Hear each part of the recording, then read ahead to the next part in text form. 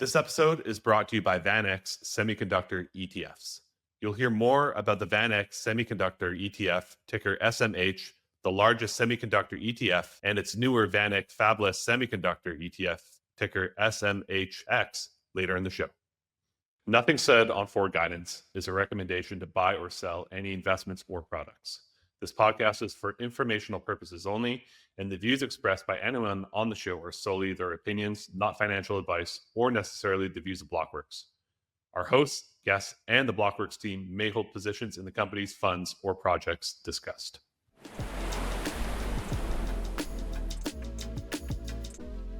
All right, what's up, everybody? Welcome back to another Roundup edition forward guidance. We have managed to pull back Tyler in the midst of his vacation in Lake Tahoe, because we all missed him so dearly. Saw a few comments out there missing him. So we got Team Money back. What's going on, man? How's your vacation? I'm ecstatic Captain America could join us. I knew it was coming. The guy's wearing an American flag t-shirt in the log cabin. I was like waiting for it. Paul Bunyan. Come on, Captain America. roast me while you can. Roast me in the comments. Tyler read too many doomer posts. Now he's on this Ted Kaczynski arc in a little wooden cabin or something. When you're up in these areas, you could just live alone and just be, completely isolated from everybody, and it just gets addicting. It's a pretty beautiful place. It can go two ways, I think. Like the most mentally healthy, because you're away from all the bad shit of social media and bad influences, or like you go insane. But if you handle it well, I think it's probably good. Yeah, it's pretty good. Yeah. Luckily, I still have Twitter, so I'm plugged in all the time. You're still plugged in, guys. We had a huge data week, so let's not fuss about here. The macro Super Bowl, it's friggin' data, acronym Super Bowl this week, like QRA, FOMC, GDP, PCE, NFP, ABC, everything. Yeah, man. So we had the labor market jobs report that just came out a few hours ago. We're recording here Friday early morning. Came in soft. Payrolls came in 73,000, consensus 110,000.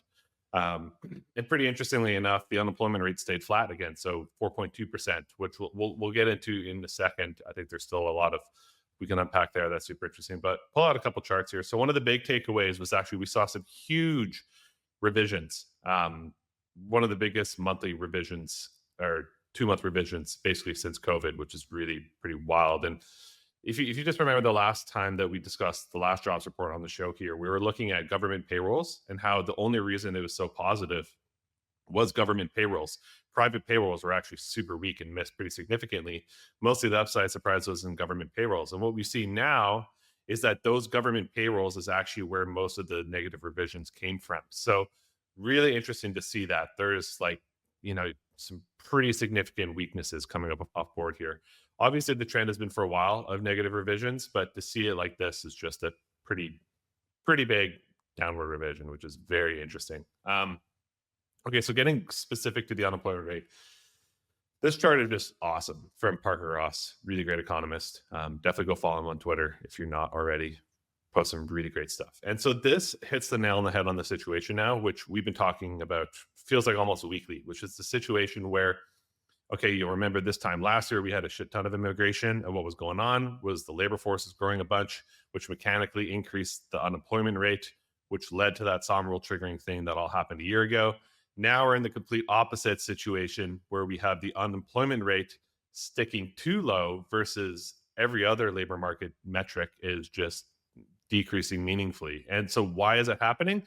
Because the labor force participation rate is decreasing because we've just seen this complete sudden stop in immigration. So this chart here is just super fascinating. It's showing what would be the unemployment rate if we held the labor force participation rate constant since April, and it would be a 4.9% right now versus the 4.2 that we just got today. So you can see this drilling down a little bit more here. You can just see that actual labor force participation rate, and it's just cratering. So this is pretty concerning that the only sort of good part of the labor report was this unemployment rate. But as we talked about, it's sending a lot of false signals right now. And it's really interesting. We'll get into in a sec too around the FOMC meeting. But, you heard Powell talking a lot about how he's mostly focused on the unemployment rate, which is in this distinction between how it's supply and demand are kind of ratcheting down at the same time right now. So we have lowering demand for labor, but also the supply of labor decreasing. So that's why you have the unemployment rate flat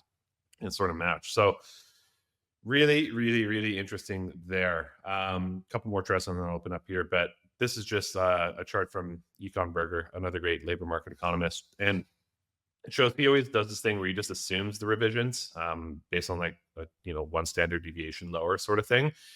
And you can really see this distinction between the orange line being the unemployment rate just remaining flat, while the actual payrolls data continues to creep lower. So overall, not a great report. I'll pull up one more here, which is just showing basically the foreign labor force, and you can just see this, what we just talked about this immigration dynamic just completely cratering. So we had the situation in 2022. Quinn's been all over this, talking about how they just unleashed immigration to get inflation lower. You can see that in the chart, and now we have the complete opposite situation now, so you can see how that's being reflected. So yeah, I'll pause there. Pretty spicy.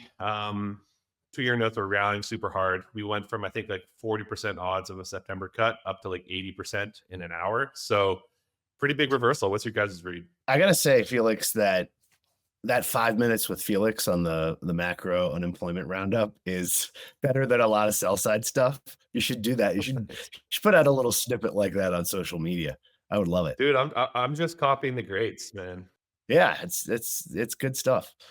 I think this is setting up perfectly for the easing cycle to keep going, and basically to keep the bond market from unraveling.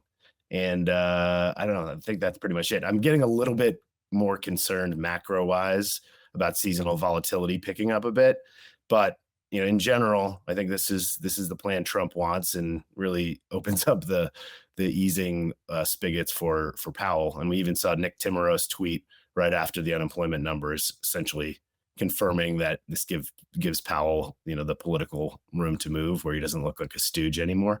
So I think we're pretty much locked in for a September cut. And even though there's volatility today, I don't know, I think that's a great sign going forward that this game's still going.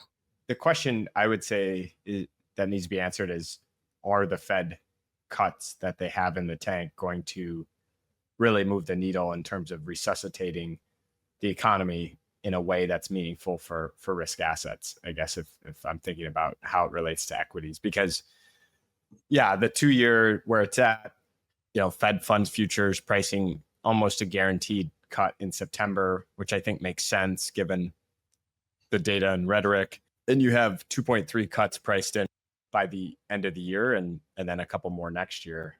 But the question really is, this is the labor market data without peak tariffs, without peak. I mean, it takes a while for the tariffs, for the immigration reduction, all these things to work their way through the economy. And so, you're sitting here with valuations where they're at. Does a 25 basis point cut in September do anything? I guess is the question I would have. Last year, it was much more clear to me that it would. But at this point, I'm not sure. So I think that's what the market will have to grapple with over the next few weeks. I think if we were at tariff levels that we were at like a month and a half ago, maybe it would be okay. But we're like, basically, if you annualize it, we're like right back up to Liberation Day levels on tariffs, but equities are at all-time highs. And like, I'm worried about the inflation impulse from tariffs, but I'm probably more concerned about just the negative growth effect it has. And we've been talking about this dynamic between the big beautiful bill being passed, which is going to increase deficits from 7 to 8%, but that's if you exclude tariff revenue. And people, I don't know, I feel like I've been kind of disingenuous in looking at that and just assuming tariffs will be at zero. And it's clear like that's not going to happen. Like, we are at an effective tariff rate of at least 15% now. Like, this is happening. They're taking in $30 billion a month of tariff revenue. You can't just put it at zero. So yes, there's this fiscal impulse, but I think a lot of it is being offset by tariff revenue that's coming in. Tariff revenue is a tax. It's a tax on lower income spenders, which is where like the marginal propensity of the economy is really at, right? So it's like kind of dicey situation. I think too, like we had the GDP print come out this week, and a lot of noise there as well. You know, last quarter we had the negative GDP print because imports were so high that it just brought down net exports, led to a negative print. This time we had the same situation, but flipped, where we had much lower net exports, much less imports, which led to a surprise increase in the GDP. So you kind of have to like trickle down into some form of like a core GDP metric, which is what this shows here of just PDFP, or like real final sales to private domestic purchasers, which if you listen to the FOMC meeting, I think Powell talked about this metric, this data point, like 5 times, and like the press conference, people were asking him about it. So this is the one to look at. And if you look at it, we are just down ticking further. Like growth is slowing there. Now, obviously this is lagging though, right? Like this is the quarter that just happened. And I think that's where us as macro analysts need to think about, like, where are we headed from here? Was this the, are we looking at the lagging bottom of this uncertainty around Liberation Day and stuff that led to this slowdown? And then we accelerate from here? I don't know. I'm kind of 50-50. I don't know what you guys think on that. Breakthroughs begin with semiconductors. With over $23 billion in assets under management, the VanEck Semiconductor ETF, ticker SMH, is not only the largest semiconductor ETF, but it has also outperformed the next largest semiconductor ETF. It is built on an intelligently designed and constrained index that includes the whole sector stack, from design to manufacturing. Historically, this unique construction and methodology have helped SMH outperform its closest ETF competitor. Check out the table below. Go to vaneck.com/SMHFelix to learn more. As always, investments in blockchain technology involve risk, terms, and conditions apply. Do your own research. I think you need more time. I think it's you have growth projections decelerating into Q3, Q4. And that's where this gets funky, is growth's decelerating, falling to maybe 1 to 1.5% real, while inflation's slated to be accelerating from 2.5 closer to 3. I mean, the CPI estimates based on the market's forward expectations are getting to 3 to 3.2% by Q1 of next year. So you're looking at a situation that does not come around too often. I think I plotted back about 60 years to the 1960s, when how many times the Fed cuts Fed funds while inflation is rising when it's above 2%. And it's happened like 3 other times, in the 70s, once in the 80s, and I think in 1990, and then 2007. So it's a very unusual predicament. And we're seeing it in the FOMC conference, right? Where you have the Trump job applicants who are saying we should have cut this meeting, and then the others who are more concerned about inflation. I think it just highlights, obviously there's politics involved, but it highlights how boxed in monetary policy is right now, and that there's not a ton they can do based on the dual mandate. You know what's kind of nuts to me is it really is 2 different economies, where you see like Meta earnings and the big large cap tech absolutely crush it. And if you really step back in the macro and you say, okay, these companies are in a massive productivity boom. Microsoft cuts workers because they don't need them anymore. And that affects, our macroeconomic data. But that doesn't mean that Microsoft's doing any worse because they're cutting workers. They're cutting workers because they're massively more productive and their margins can go up, and all this AI stuff is actually bearing some fruit. So I don't know, it's almost as if the reaction function of the Fed just doesn't make sense anymore. I posted something about, I think it was like multifamily housing delinquencies from Bravos Research, just up and to the right. It's like depression level multifamily delinquencies going on. And how do you take that into account, that like this part of the economy is absolutely getting hammered? Housing, commercial real estate, multifamily real estate, basically anything levered from fiat is getting roasted. And then you have this productivity boom happening in large cap tech and AI and all these things. And I don't think it's actually fake anymore. I think it's real. Also, dude, check out this chart from Neil Dutta that just hits the nail on the head of what you're talking about here. So it's showing like personal consumption expenditures versus just the AI Capex build out. And you can see they're crossing, like the economy and GDP is just, and like corporate earnings is just becoming like a function of this AI capex build out, while Yeah. those that don't own assets, those at the lower income classes that you're talking about, are just cratering. It's crazy, man. It's And going to be a huge problem. Go ahead, Tyler. yeah, this goes back to that situational awareness piece that guy Leopold Ashbrenner wrote, which is he talks about the social contract really getting unwound. And when you think about this is why I say you're going to have to bet on, the productive frontiers, because that is the only way you stay ahead. If you're just in a dying industry, or an industry that's, every real estate doofus in the world is like, oh, I borrow money and then I rent it out to somebody, and you're not really doing anything real on that. I mean, to a certain extent, a lot of people can develop stuff, but when it becomes just like that's the way you retain value, you're not actually creating anything. And now we're getting to the point where you have to create things to provide value. And I just think the Fed's reaction function is going to end up being, oh, lower rates. And that's just going to asymmetrically help the frontier companies that are massively more productive here as well. What do you The think? other policy side is very important too. I would note that tariffs, as you said, Felix, are regressive in that they affect the poor and small businesses more because they have less capacity to pay than large caps and wealthy. And that tariff revenue, $400 billion a year annualized, is going to the government to offset the tax cuts to the wealthy, large corporations and rich via the OBB and all of these AI stimulus and business investment initiatives to further the AI capex and boom. So it's a very interesting predicament, because that's where you sort of see the political issues arise for Trump, because he got elected to fix this and his policies are actually doing the exact opposite. And now he's pressuring the Fed to lower interest rates and provide more liquidity to support asset markets even further. And I think, as Tyler, you're pointing out, that's where the rubber hits the road, and how this all unfolds is who wins. We've seen capital continue to beat the hell out of labor time and time again, and it's still happening under Trump, even though that's why Trump got elected to fix it.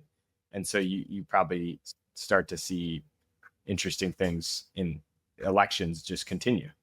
It's an interesting thought, and more people are talking about this, but like it was in the situational awareness piece. Pippa Malmgren was recently saying like we're going to have this world of abundance where housing doesn't cost anything. She's talking about like this company called Icon is building 3D houses in Austin, Texas, and the incremental cost of housing will go to zero. And there's a lot of like massively productive things that are happening where you think, even if capital keeps crushing labor, if you can keep the prices lower for labor, the system can kind of go on. And, Peter Diamandis talks about this. He's kind of bloviating, in terms of a futurist, but there's a reality where the cost pressures come down in this productivity boom, and you can produce, robotics can produce food, and food inflation goes down and housing inflation goes down, and all those things that labor really needs to just keep things going. We'll see if that actually bears fruit. Right now, it feels a little more inflationary to me, but a lot of stuff is happening here that we shouldn't, we should keep our eye on the ball, because like, Yeah, the theme of just the dual mandate just sort of not working that well anymore, I think, is a good example of that. Like it's tough. And we see it now, like we're going through this stagflationary vibe right now. Like we just talked about how bad the jobs report was and that growth is decelerating. But then like at the same time, we got core PCE yesterday.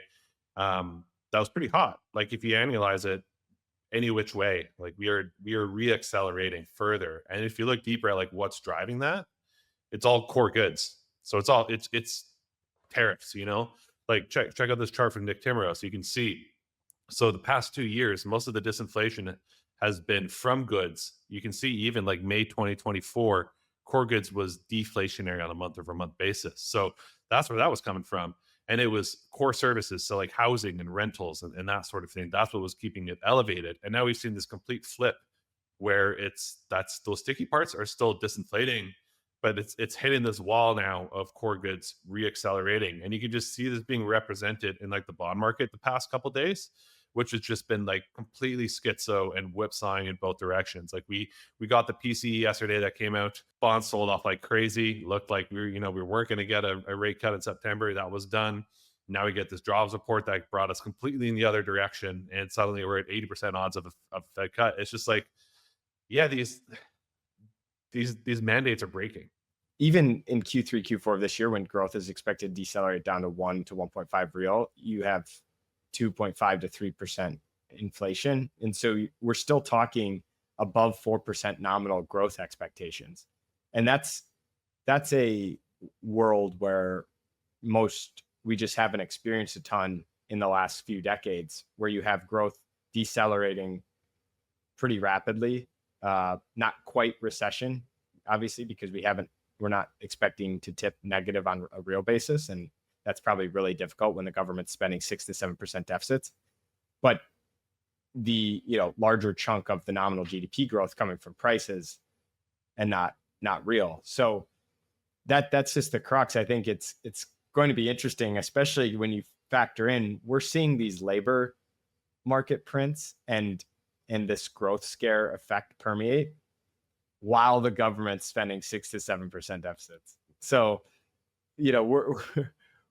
there's just no room anywhere on fiscal or monetary there's some on monetary, but very little across the board to stimulate in a normal course. We know they're going to, but I think that outcome on the other side of when you're stimulating and inflation's rising to 3% versus like in COVID, inflation went like negative and you stimulated, those are such different ball games in terms of what happened on the other side. I'm kind of with you there, but I don't think we really we've seen the blow off top of whatever this cycle is. There hasn't been, we're starting to see some macro euphoria, and maybe it's time for a little market charts. Okay, so let's just go. I was talking about seasonality. Go to slide 38. So this is the VIX seasonality over a long period of time, but 2025 is the red line. The dark gray line is 1990 to 2024. And if you exclude, 2008 and 2020, that's the lighter gray line. But August, we always see volatility turn up, and it's August 1st. I think what happened was you had some, July was just, it's always the vol period where vol gets smushed. And now everyone's buying the VIX again. I think the VIX hit like 22 almost to start the day. And it's just like a reallocation into vol. And then if you look to slide 39, August is generally kind of a weaker month in performance, especially after a post-election year. It's actually like the worst month. So this is something to be aware of. At the same time, credit spreads, if you go to the next chart, corporate bond spreads are the lowest since 2007. So everyone in July, is volatility of both the bond market and equity market, they were pushing corporate bond spreads even lower and lower and lower. And this is why I was so bullish in July. But now it's time to kind of step back and say, okay, we were making money hand over fist in July. I told everyone take some profits in Rocket Labs, Galaxy, some of these like high flyers, and mainly this is the next slide is slide 41. This is the JP Morgan squeeze sentiment indicator, which recently hit the highest level since the 2021 meme mania. And then lastly, go to slide 43. This is always like a great indicator, but the options retail market as a percentage of the total, there was, over 20% of the option market was retail, which was just goes to show like it was definitely like a little euphoric in July. And, we should expect a little calming down here in the first couple of weeks of August. And I think that's what we're really seeing. And as we get into September, I think the buyback machine kicks in, but like these first 2 weeks of August are always a little bit touchy. So that's where I'm at. And then one last big macro thought I had, and this is a great chart to talk about, is slide 42. So remember when all the money was leaving and going back to Europe, and everyone was like, oh shit, the dollar's selling off. It's the end for the US, yada, yada, yada. So this is an interesting chart. This is US net capital inflows reached a record of basically 1.8 trillion over the last 12 months ending in May. This metric shows how much of outside money is entering the US financial market to buy assets. Net capital flows have doubled over the last several months and surpassed the previous peak from a few years ago. After a bumpy start to the year, foreign investment is piling back into the US market. Now, I have a different read on this.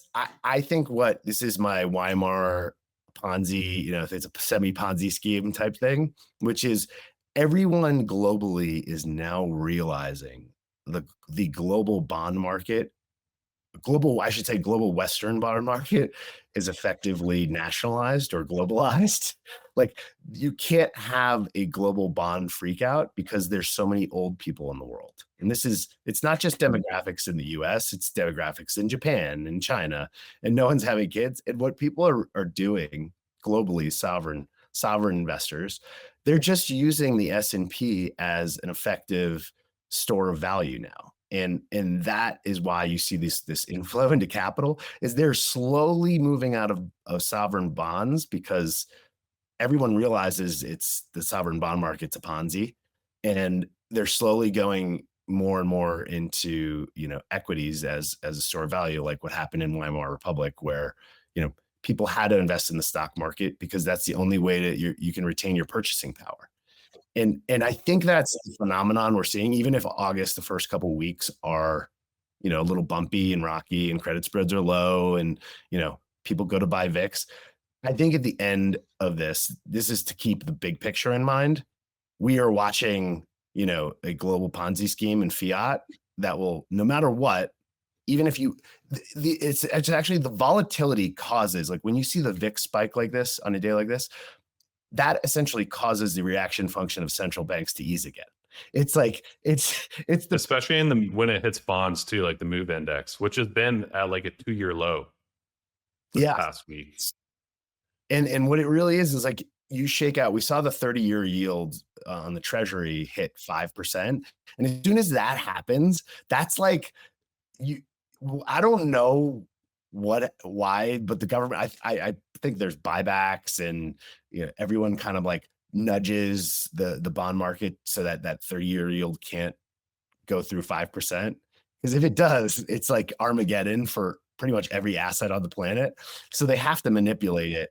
And I think that's just the world we live in. So those are the extremes, I pay attention to. And I think it's super valid. Like everything you just said, I like because it fits my bias. Like I took some profits. I'm chilling cash. I'm like, I'm not touching anything until Labor Day. Like I've been burned enough times in August trying to get cute that I'm just like, nah, I'm good. I think what's going to happen, and this is just stupid Tyler prediction, but I think Trump, to your point, Quinn, where all these policies have been net benefit to like really wealthy people. And I think Trump's got something up his sleeve where he's going to take some of the tariff revenue and say, lower income doesn't have to pay taxes, or lower income, here's a rebate check if you're making under this. And, or, here's, we're also going to take some of the tariff money and we're going to buy, some crypto sovereign reserves. Like there's stuff that's going to happen here with this pocket of capital that, is essentially free money, not really free money, but yeah, I could see the stimmy check thing happening. Yeah. Like he has to pass it through Congress though. They need to pass it through Congress. Do you? Yeah. Okay. So, I mean, but I don't know. I feel like that might even be bipartisan. We'll see. Yeah. When the pain gets big enough. Yeah. I mean, they still have to pass the budget, which fiscal year ends 9/30. So that'll be something to put on the radar in September. Using a similar philosophy to SMH, the VanEck Fabless Semiconductor ETF, ticker SMHX, goes even deeper, exclusively investing in fabless semiconductor innovators designing AI infrastructure behind the scenes. We're talking high bandwidth memory, power management chips, custom accelerators, and ultra-fast interconnects, the critical components that make large AI models run faster, smarter, and more efficiently. Go to vaneck.com/SMHXFelix to learn more. As always, investments in blockchain technology involve risk, terms, and conditions apply. Do your own research. So I feel like short term, this whole trade of like currency devaluation and run it hot got a bit whacked this week. And it's interesting that aligns up with the seasonality stuff. Like everybody was heading into the QRA this week, hearing or speculating that, and like Quinn and I talked about this last week while you're out, Tyler, but it felt like the tails were kind of fat in terms of there was the possibility of them like really cutting coupon issuance. I think like we both landed on us thinking it would be a non-event, and it was a non-event, but you still had to consider these possibilities of what could occur there. And then same with the FOMC, right? Like we still had two dovish descents, Waller and Bowman, but Powell came in pretty guns blazing into the press conference, hawking it up. So that kind of cut that edge too. So you sort of had the situation where it felt like there's a lot of expectation into gold and into Bitcoin short term, of this expectation of like, we're just going full banana republic. And I feel like that narrative got whacked a little bit this week. And it's interesting that lines up with seasonality. Definitely did. It was a huge week outside of this labor print. I mean, we had the QRA, which was just status quo, albeit, a large number to refill the TGA. You had the Jolt scare earlier in the week. I mean, Challenger was not great either. And then you had Powell, very hawkish, but a committee that, I don't think they're all that far away, because they all agree on cutting rates more despite rising inflation. It's just a matter of when. So, you're looking at it, and I do think there's probably some disagreement on how much more they can cut. Like, that's where I think the rubber hits the road is, okay, we get past September, you got one cut, you're down to, 4 to 4.25. You get to December, maybe you get a second cut, you're down to 3.75 to 4. But at that point, you might be at 3.75 to 4 in the Fed funds after 2 cuts, and inflation might be up to 3.2. And then it's a much more difficult conversation. Of course, we know, though, in January, they get a third Trump Fed applicant on the board. So that'll be 3 dissenters. And in June, you get a fourth and the chair. So you got 4 out of 12 voters, basically. Then you go full punt. Yeah, you go full, especially when one of them's the chair too, right? Like they can big dick swing a bit. That's what's really interesting here is like we're stepping into some not uncharted, because I think Nixon, and you've always had, trying to coerce the independence of the Fed from the executive branch, but so it's not uncharted, but it's rare occurrences. We don't get these periods where inflation's rising, Fed's cutting, stagflation doesn't come around that often. So there's going to be a lot of moving parts to see how it all interacts, and cadencing the timing, I think, will be important. You know what I think is going to become a bigger piece of the pie, or I'm noticing there is a ethos changing from the generational drum beats. The stuff that we talk about often. I don't know if you guys caught this, but Tucker Carlson had Charlie Kirk on his podcast, and he roasted the boomers for probably like 20 minutes and called them the most selfish generation ever. And there's a cultural narrative that's shifting here where it's like, okay, I'm 40 or whatever, as someone's 40, they can't afford a house, they're in student loan debt. There's been a generation, and I think that drumbeat is picking up, and it's really resonating with mainstream media now. And my point is I think what's going to happen is you're going to get some sort of like mortgage policy, like you're going to have no capital gains tax on housing for boomers, and then you're going to have some, tax benefit to buy housing for, first-time home buyers or whatever it is. And then you'll get some rates coming down, because they'll say, you take me, for instance, we were talking about this, before we started, but, I was lucky enough to lock in my mortgage at like generationally low rates, and my home price was here. But if right now where rates at, my mortgage would have doubled. My payment would have doubled from where it was, but my house hasn't dropped in value. So basically millennials and Gen Zers are just getting absolutely crushed because they couldn't lock in, mortgage rate, that was pretty low. So your monthly nut is just, a lot bigger from where it is now. And I think that has to come down. Like otherwise you're going to have a housing depression. And that's why Bill Pulte is going ham. You're seeing there's a great guy to follow. I think it's Triple Net Lease on Twitter. And there's another guy that I retweet all the time. And he's saying there's like 75% haircuts on commercial real estate buildings in some of these cities, which is just absolutely mind boggling. And I just don't think you can, even if inflation's at 5%, you can't have a fire sale of these buildings. Like that would wreck the regional banking system. We're already seeing, like, I think it was like in Indiana, Regional Merchant Bank or something like that, just had a massive upward provision in their, essentially in their delinquencies, and that really nailed the stock. And that's going to happen so much more because they're actually taking the write downs on some of these commercial buildings. And you have to lower rates. Like that's a way bigger part of the economy, and even though Meta is crushing it and Google's crushing it and these AI productivity companies are crushing it, you're still going to have to lower rates because the rest of the country runs off of stupid fucking leveraged financial fiat assets.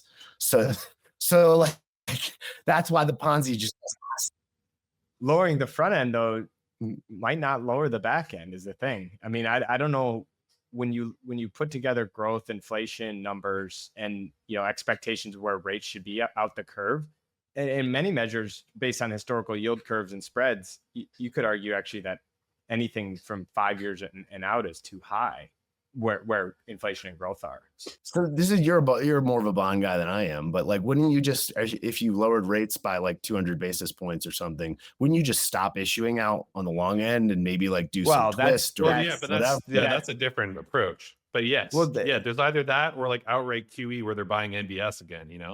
That's what they're going to need to do. I mean, they've been choosing to do QE through fiscal over the last few years with Yellen's ATI, Bessent's doing it effectively with buybacks and also not raising coupons. So they're basically just, because the Fed can't move under its dual mandate, as Felix, you pointed out, they're taking it in the fiscal. I mean, this housing thing you speak of, Tyler, probably will happen, which the funny thing is all these solutions are band-aids that make the ultimate inflation problem worse. So you might, because the Fed won't do QE before a crisis, an easier thing is why do you do QE? To bring the long-term cost of capital down for the housing market and for all these things. Okay, well then a fiscal package that says here's a 1 to 2 point credit on your loan if you go buy a first-time home buyer, that's effectively, for that targeted part of the market, achieves the same thing as QE without getting the Fed to do it. Next June, all gloves are off because everybody can do it. But yeah, it's just not a great setup. The funny thing, not funny, but another example of the times we're in, when you looked in the QRA presentation and showed the deficits by spending category in the government, every sector up year over year, Social Security, all Medicare, all the things that benefit boomers, defense, etc. The one category that is lower year over year deficits, education. Just not great trends across the board on some of these things that aren't resolving themselves with Trump. So that's why you're having the New York mayor thing. All right, I want to wrap up our conversation by talking a little bit about crypto treasury companies, because some interesting things going on there right now. Okay, so we got MicroStrategy earnings yesterday, and they were presenting, and they gave some new guidance around when are they going to actually hit the at the market and issue equity to buy back. And pretty interesting. So now what they're saying is that anything below a 2.5 MNAV, they're not planning to tap the at the market anymore. And like MicroStrategy has not traded above like 2.5 in a very long time. If they get to above 2.5 to 4, they'll look to opportunistically issue at the market to buy Bitcoin. And then obviously above 4, they're just going to be, tapping that thing hand over fist. So that was a pretty interesting situation. And then paired with, they're really, there we go. They're really shifting gears towards this whole preferreds thing, away from the convert bonds market that it seems like they kind of feel like they've tapped it out. I mean, it's a pretty small market. It's only a certain amount of people that have even access to it versus all of retail has access to preferreds. And so this was just an interesting chart from Saylor's presentation, just showing where, we can debate whether this is validated or not, or true or not, but he believes that he's creating a yield curve for BTC credit. So, last week they issued the stretch thing, which is just like a, basically like a variable dividend being paid out monthly with effectively like zero duration. And then you can see that this arc of a yield curve starting to formalize all the way out to like this long duration stuff that they're starting to issue. And they're kind of revitalizing the preferred market. Like it's this world that was pretty sleepy. Like nobody really cared about preferreds. And here they come in. So that was really interesting. I want to get you guys to take it, but I want to contrast it for a second with what's like. Okay, so Blockworks, the boys at Blockworks Research came out with a wicked dashboard. This is free. We'll link it in the show notes. You can go check it out. But really great dashboard for tracking just all this proliferation. For tracking the future of finance. For tracking the future of finance. Okay, and so this is just looking at the aggregation of all these like Ethereum and Solana treasury companies aggregated and then by MNAV. And you can see they're all, we saw June and July was just gangbusters. They were able to hit the at the market like crazy. And now they're like on aggregate floating just barely above 1. So they're kind of tapped out. And if they're tapped out on the at the market and they can't issue converts, like they don't have access to the debt markets. There was an interview like yesterday on Bloomberg. Joseph Lubin of Best Bet was talking about how they're working towards tapping the convertible bonds market. But as of right now, every company that you see in this chart, their only lever is the at the market, and they're pretty much squeezed right now. And so I just think it's like, some people think I'm a huge hater of this, and I guess I am in some portions, but also not in others. Like just comparing this, which just feels like a grifty copycat situation, versus what Saylor is doing over here of trying to create these like pretty interesting credit products, structured products. I don't know. I'm trying to wrap my head around it. What do you guys think of this whole situation? On the Saylor stuff, it's interesting that they went to market with these like guidance bands of the MNAV. I call bullshit on it because they haven't had a 2.5x MNAV in ages, and not for a very long time when they did. And they actively, obviously, ripped ATMs throughout. So I take that as a way for them to try and squeeze out shorts who are shorting it, just expecting him to run the ATM down to 1x NAV like he did in previous cycles, because it's trading around the lowest premium it has in a very long time. But I also think if it were to get back up, they would be issuing ATM. And the reason they're going into preferreds is, and all these other unique things, is because they've tapped everything else from like a reasonability perspective. So I mean, it's interesting. It's a big buyer. If he's not in the market, it's a big Bitcoin buyer that is sidelined. But the other ones, I mean, these are exit liquidity. Everybody knows every alt trends to zero against Bitcoin over time. I mean, that's like, it's just, if you're in crypto, that's almost gospel. So these vehicles are quite grifty exit liquidity. Even the biggest funds who have participated have been going on podcasts just saying, yeah, it's great because we buy cheaper than NAV at a discount in the pre-market in the pipe, and then we dump on retail when it trades above NAV. And it's like, I mean, why are they admitting to it? They're not. They're bragging. Yeah, exactly. People are literally spelling out what's going on, and so if you have, it's classic crypto, like dumping on retail, dump money in a different form, which we see every cycle. So to think this is going to end differently is Tyler, give us a dose of hopium. Is Saylor the Michael Milken of crypto? Yeah, see, this is where immediately when you get the really smart Wall Street guys being like, "Oh, good luck have this happening," and it's just like, that's my Wall Street douchebag voice. Oh, yeah, good luck, nice STRC stretch. Ha ha ha, good luck with that, Saylor. Have fun with your 9% yield. This is gonna end poorly. Yeah. I don't know. I love calling. Whenever those guys come out, it's like, I love calling, the opposite side of the trade. I think what Saylor's doing is brilliant. And I've called, the Mike Milken of, he's opening up a whole new frontier of investable assets, similar to what Milken did. Milken had haters. All the AAA bond guys were like, ha ha ha, good luck lending money to telecom companies and building out the new infrastructure of the entire country. Ha ha, loser. I'm going to go invest my AAA money into, GM IBM, instead. And IBM. And anyway, I think this is sort of the same story throughout history. As you have a guy who dares, disrupt the status quo. I think these are more real. They're very well thought out. These guys understand the capital structure better than anybody in the market. Like, they're not morons. They're monetizing volatility like perfectly on the converts. It's exactly what Musk did to build Tesla. So I don't know. This seems like, the pinnacle of high finance capital structure. The stretch thing was 4 times oversubscribed. I mean, Yeah. so whenever you cool. want, Like, yeah, Well, he sold it at a big discount to par. So, but the problem I have is, like, relatively, so you have this asset that's, becoming a store of value. Countries want to own it. Even our own government wants to own it. And yet you have a junk bond yield of 6%. And, I don't know. I'm more enticed by a 9% yield or an 11% yield. And there's some risk to it when the government, my backdrop is the government has effectively nationalized the global bond market.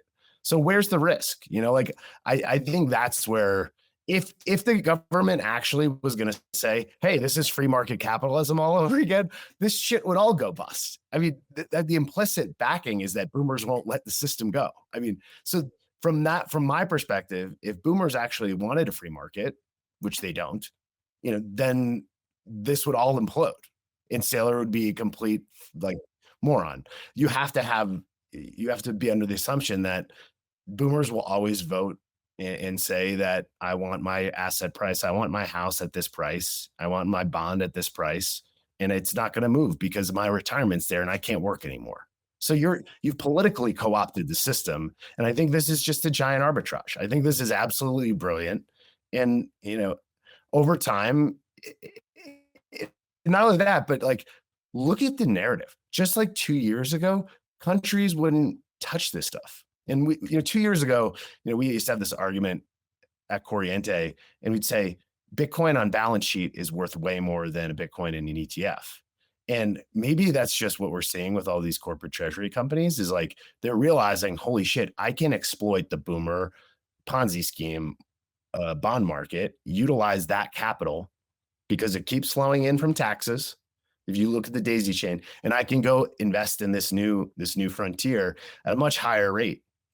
And I think that's just going to happen ad infinitum. There'll probably be periods where they act like they're going to do free market stuff and not bail the bond market out. But we all know how it ends. Like, and here's another historical thing. We got to get, like, a financial fiat money historian. There was a great guy Grant Williams had on, but he talked about, like, John Law. He was this guy who's a Scottish, like, economic philosopher, gambler guy. And I think I'm going to completely butcher this. But he basically convinced France to, like, leave, a certain currency and use another currency. Like, this stuff happens throughout history, and you have to have this cavalier kind of sailor kooky attitude to actually disrupt these things. So it's not, in the longer the incentives of we're watching our old institutions fry. Like, there's all these things are losing all of the trust and creed that they all once had, and everybody fucking knows it. So why is this so crazy? Yeah, I'm sympathetic to the MicroStrategy part. It's just, my issue is with the 20th XRP treasury company that has no plans other than pumping and dumping a pipe and then running the MNAV to zero and then moving on. I think too, Tyler, like, on the MicroStrategy stuff, it's like, if anyone tries to argue that Saylor's not, one of the most successful, brilliant, opportunists, whatever you want to call him, like, he's made more money than almost anybody in this industry from this. So it's clear, like, he's done something astute. But I think that, like, aside the emotion of, like, oh, he's great, he's the worst, whatever, like, it's going to blow up.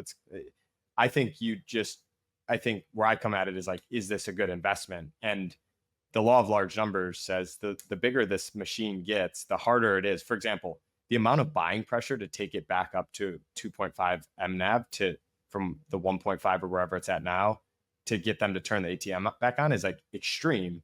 And so you end up in this world where it's so large, and then these annual capital commitments increase with the interest payments, the dividend payments, in cash, and you have to issue more and more share, and it gets heavier and heavier, and doesn't provide that uplift, that speculative instrument as much as it did before. And so I think there's a world where, like, yes, it just persists as another Bitcoin ETF type of alternative.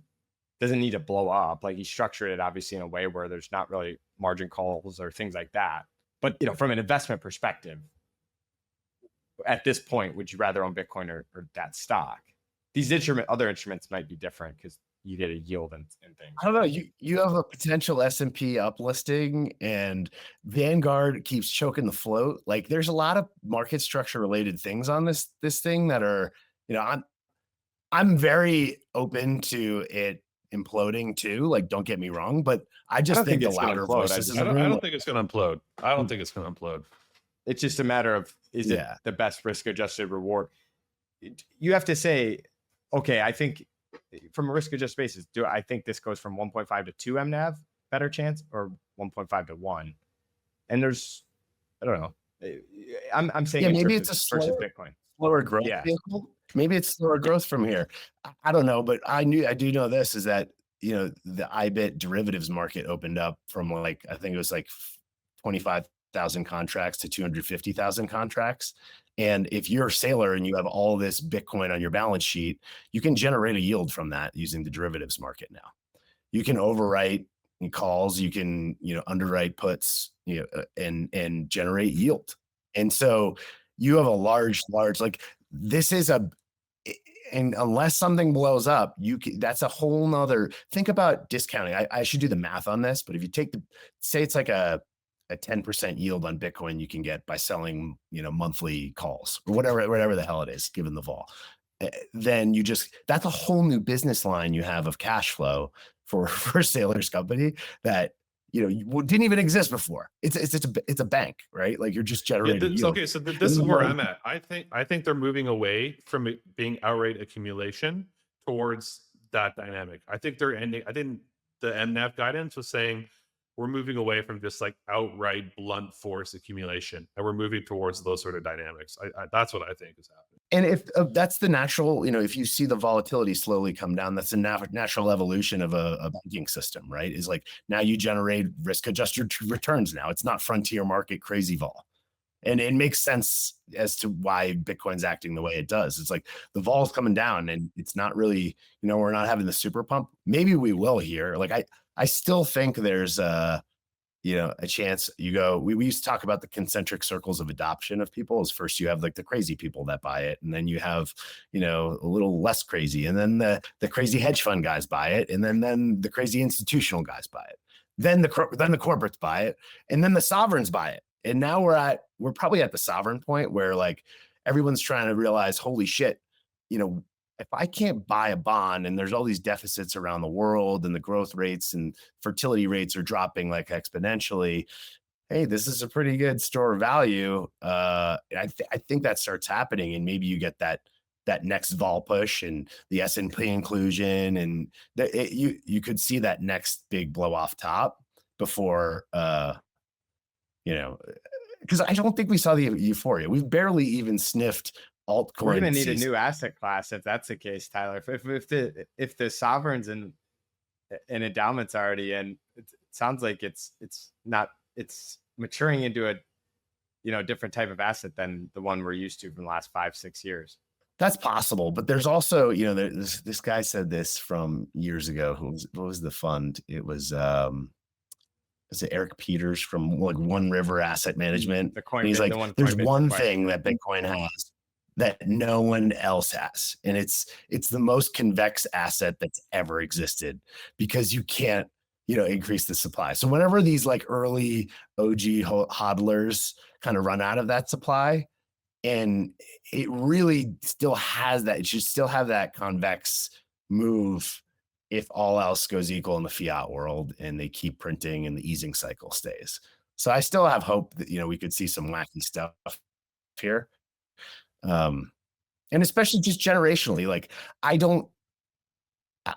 when I think about investing, and like when that generational wealth gets passed from the boomers to the Gen Xers and millennials and Gen Z, it's going to be so in their brain to just put a portion of that in Bitcoin out from whatever, Nike stock. Look at like all the old companies, Macy's. Like, do you think think Gen Z Not are gonna be American Eagle buying- though. Well, A I don't know. perfect You example gotta, like, is a perfect example is the next generation literally won't know who Warren Buffett is, and they'll know Yeah. what Bitcoin is. Like at birth, obviously they'll read books about Warren Buffett and stuff. Like, of course, I'm not saying his legacy is nothing. Like, he's obviously a crazy legacy, but it won't have the same effect. It's like Michael Jordan's, effect. The newest generation thinks Michael Jordan sucked and was like 6'1", and LeBron is like the best of all time. So like these just generational properties, people won't even know what Berkshire Hathaway is. They'll think it's an absolute like sleeper. Those new things that will come about will be these Rocket Labs, hopefully for Tyler's sake, or Bitcoin. And I think you're nailing like this. I just have to say my big macro thesis, but like people hate when I say this, but Warren Buffett will go down in history as just a financial arbitrageur. Like, he was a value investor that just, you can say he created value, but he really sold insurance, and he took those premiums and he put it in risk adjusted returns. And when you do that for a generation, that goes hand in hand with like lower fertility rates, because you're just making money off of also the generation where interest rates went in top left to bottom right straight line for 40 years and all risk assets. Yes. So think about what short volatility is you're trying to nullify. It's like I go out, walk in the street, and like I avoid every car that comes by. You're risk adjusting like your entire life, where you never take fucking risks. You have to take risks as a human. And that's the problem with our generation. That's why everyone's got anxiety and everyone's fucking a big pussy about everything. Sorry, excuse my French. It's because of this mentality that Buffett has. Like, and then sailors, Buffett's the frontiersmen, taking risks, dude. Buffett would step in the great financial crisis and bailed out. Yeah, he was underwriting banks. Buffett's way tougher than this generation, dude. I guess what I'm trying to say is like the insurance model, if you will, that mantra of like buying a bond and just like, and then you don't take into account any of the politics or any of the things that, but like, dude, the digital age didn't exist. So you have to keep investing in the future, and we haven't. All our pension funds, they go into like, commercial real estate. Does commercial real estate create new technology for my son?